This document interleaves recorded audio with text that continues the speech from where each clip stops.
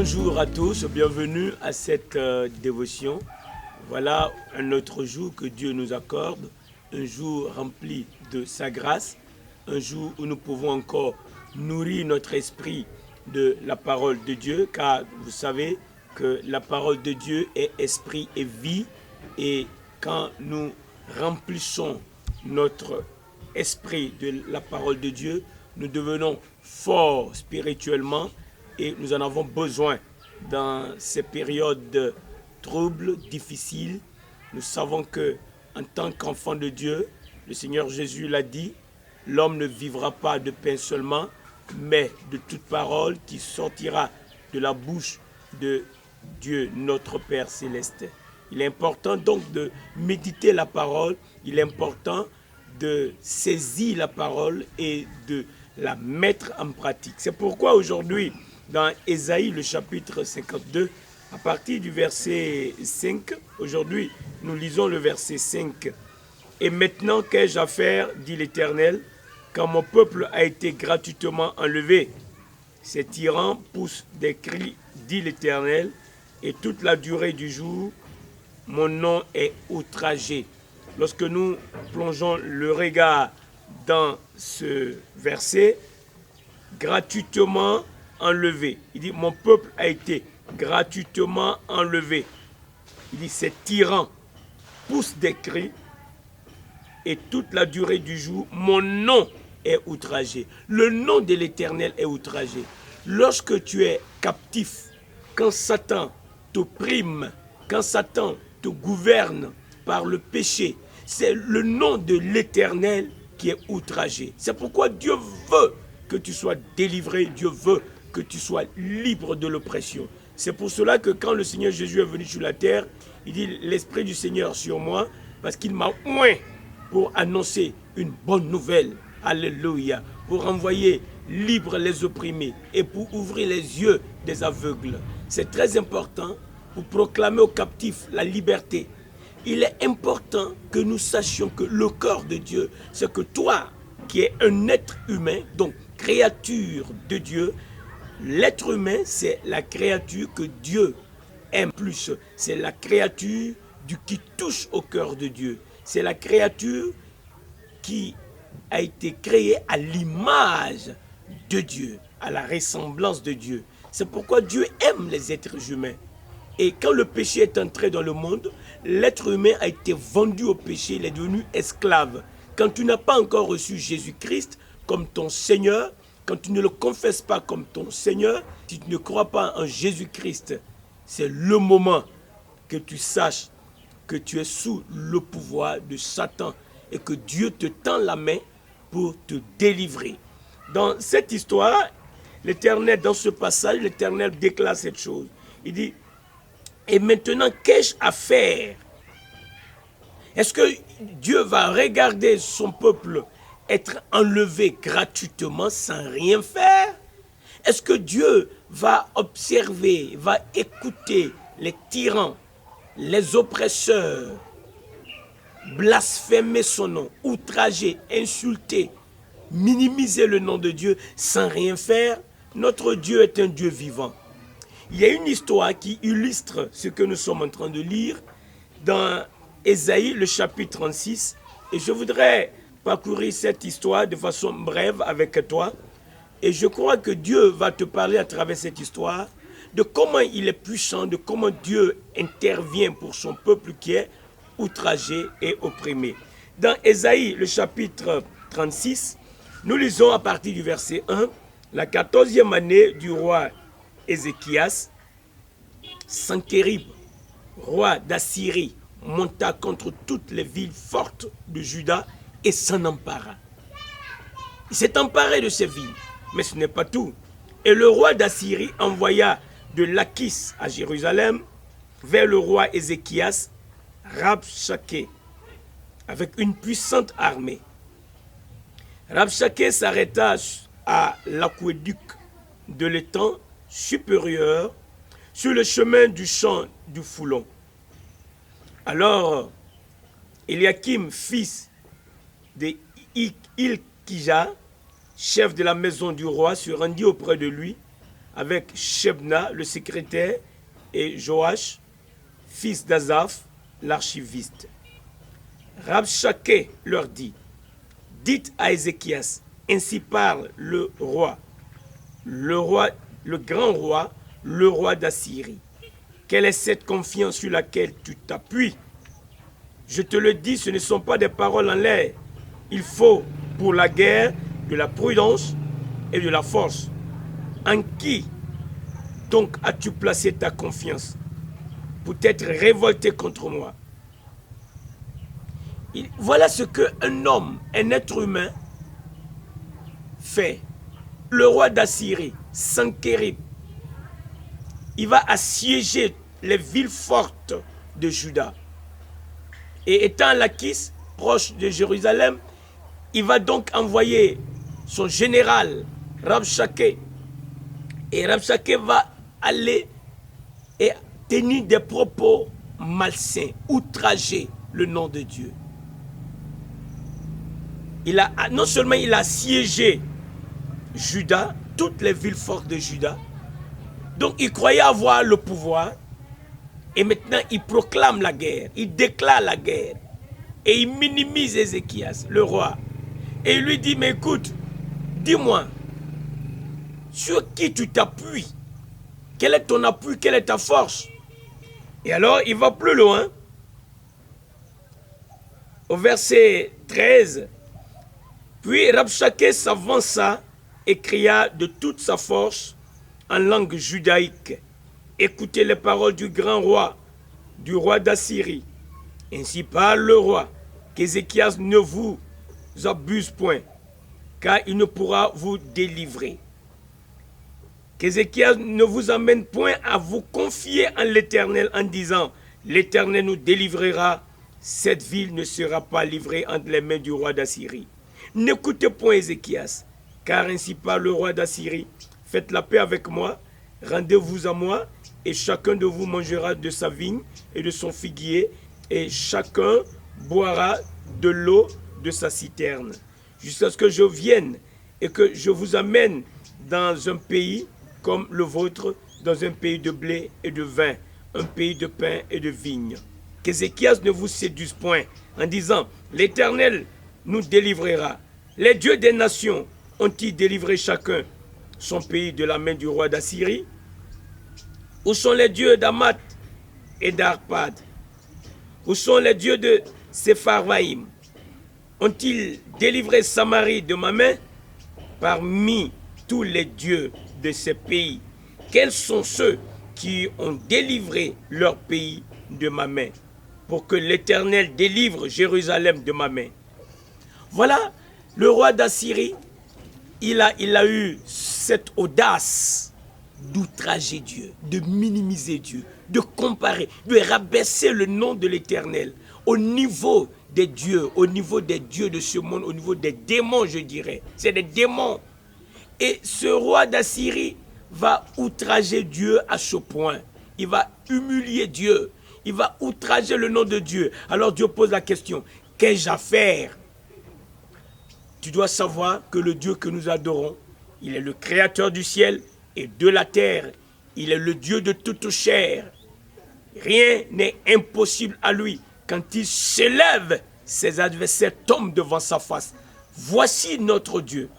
C'est ce Dieu que j'adore, c'est ce Dieu que je prêche, c'est celui-là qui est mon rempart, il est ma force, il est ma forteresse, il est mon appui. Dieu ne permettra jamais que son nom soit outragé. Dieu ne permettra jamais que son peuple soit gratuitement enlevé. C'est pourquoi nous qui avons reçu Jésus-Christ comme notre Seigneur et qui le confessons comme notre Sauveur, notre Seigneur, nous devons connaître le Dieu vivant, le Dieu qui est un feu dévorant, le Dieu qui est notre lumière, le Dieu qui est notre salut, le Dieu qui est celui qui garde, qui nous soutient, il est celui qui soutient nos vies. Nous devons le connaître. Il n'est pas n'importe quel Dieu. Alors voici les propos qui montrent que le roi d'Assyrie a blasphémé le nom de Dieu. Il a minimisé Dieu. Il a outragé Dieu. Mais ce n'est pas tout.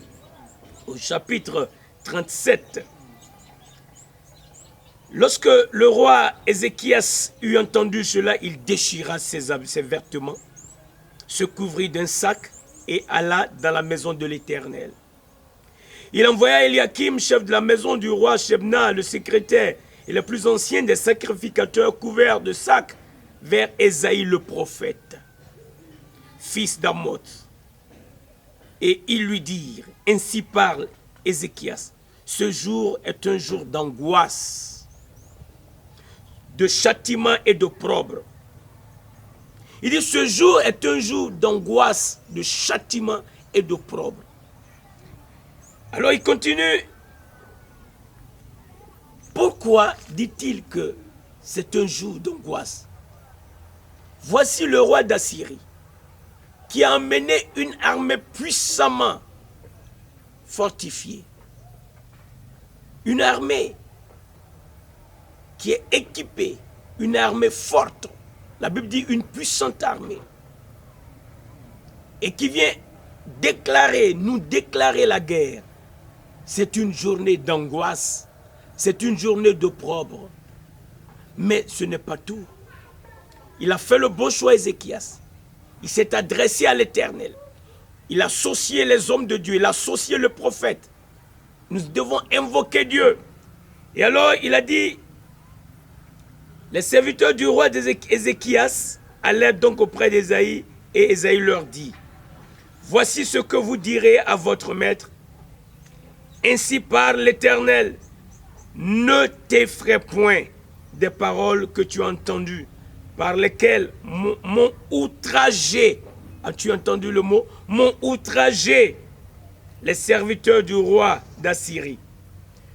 Je vais mettre en lui un esprit tel que, sur une nouvelle qu'il recevra, il retournera dans son pays et je le ferai tomber par l'épée de son pays.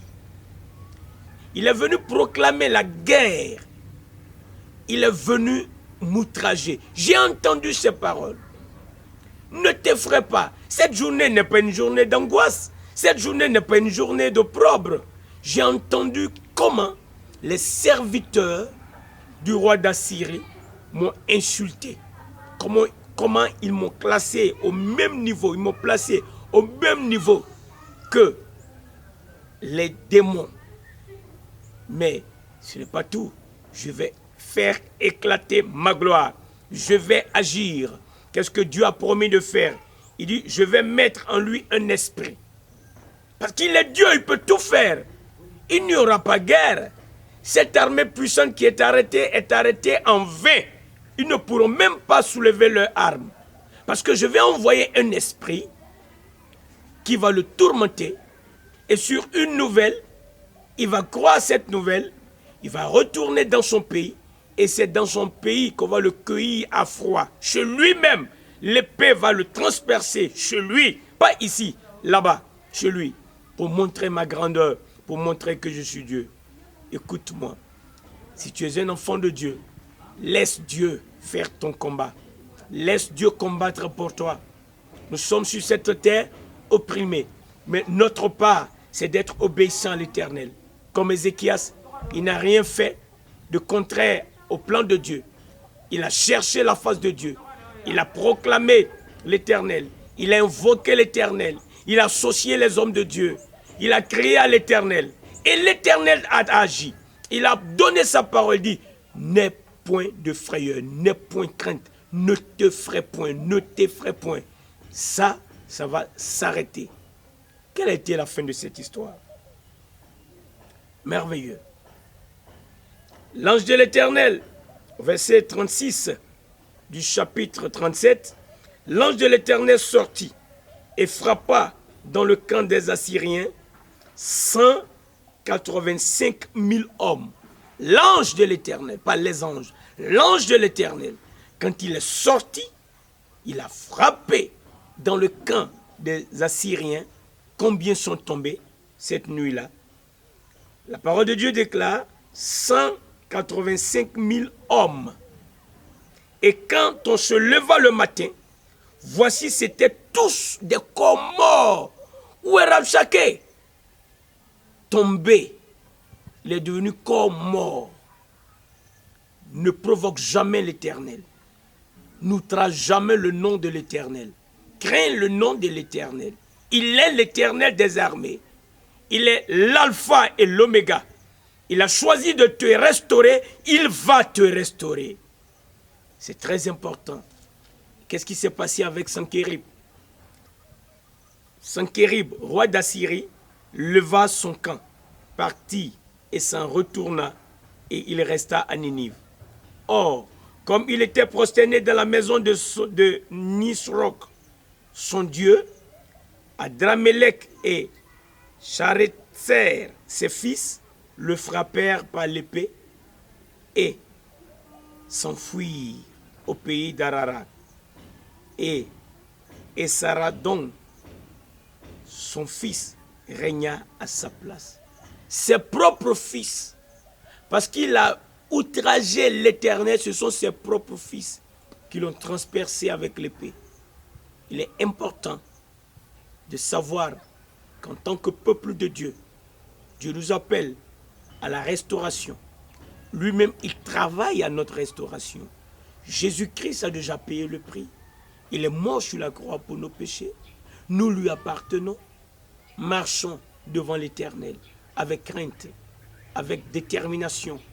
Nous avons la meilleure part. Nous sommes à l'Éternel. Nous sommes son peuple. C'est pourquoi aujourd'hui, si tu entends ce message, que la crainte de l'Éternel soit en toi et accepte le chemin que l'Éternel te donne pour ta restauration. C'est-à-dire, confesse Jésus-Christ. Viens maintenant à Jésus. C'est le jour favorable. C'est le temps favorable. C'est maintenant le temps de Dieu. Viens maintenant à Christ, car il a déjà payé le prix pour toi. Et aujourd'hui, en venant à Christ, Dieu te reçoit. Il t'accueille. Et ta vie ne sera plus la même.